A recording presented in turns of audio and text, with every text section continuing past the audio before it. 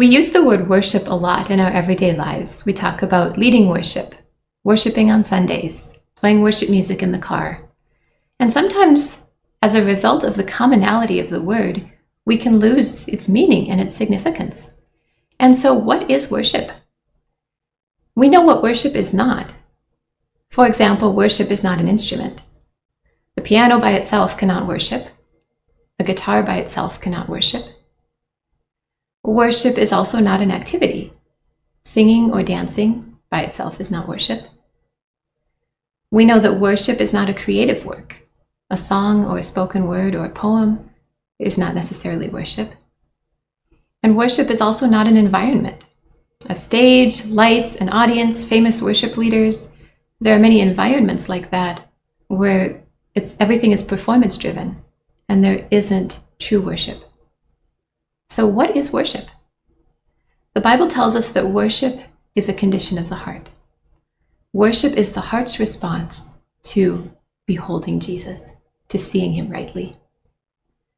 The Hebrew and Greek words for worship indicate that worship means to ascribe the highest worth, to revere, honor, and love. And as we look at the scriptures, we find that worship is three things. Number one, worship is affection. In Deuteronomy 5, verses 8 and 9, the Lord says, this is where he gives the 10 Commandments, and he says, "Do not make for yourself an idol of any kind, or an image of anything in the heavens or on the earth or in the sea. You must not bow down to them or worship them. For I, the Lord your God, am a jealous God, who will not tolerate your affection for any other gods." So in this passage here, he says, don't worship anything else because I don't want you giving your affection to anything else. So here, God clearly connects worship and affection. Secondly, worship is praise. This is very simple from Psalm 66, verse 4. It says, "Everything on earth will worship you. They will sing your praises." So worship is affection, worship is praise. And then third, worship is love. And for this portion, we're going to compare two verses. The first verse is in the Old Testament, in 1 Chronicles 28, verse 9. David tells his son Solomon, "Learn to know the God of your ancestors intimately. Worship and serve him with your whole heart." So David says, worship the Lord with all your heart. But then if you remember in the New Testament, Jesus says, love the Lord your God with all your heart. So in one place, we're to worship him with all our heart. In another place, we're to love him with all our heart. Why? Because worship is love. Because they're the same.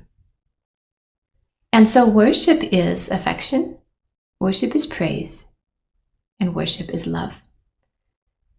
And to simplify, we could just say worship is loving Jesus. Worship is receiving his love, and then loving him in return. And so let's just do that right now. Let's just close our eyes and just begin to give Jesus your affection. Give him your praise and give him your love.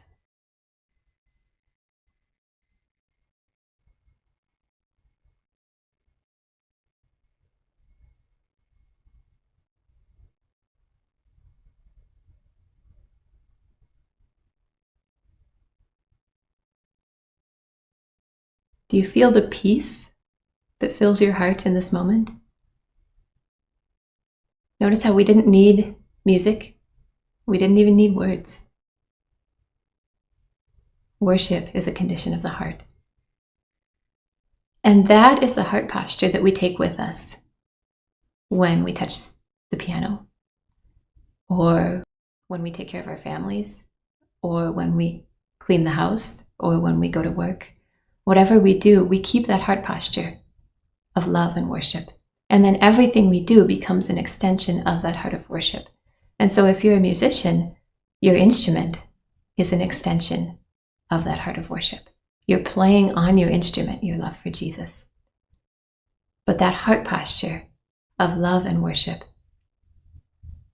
is what worship truly is.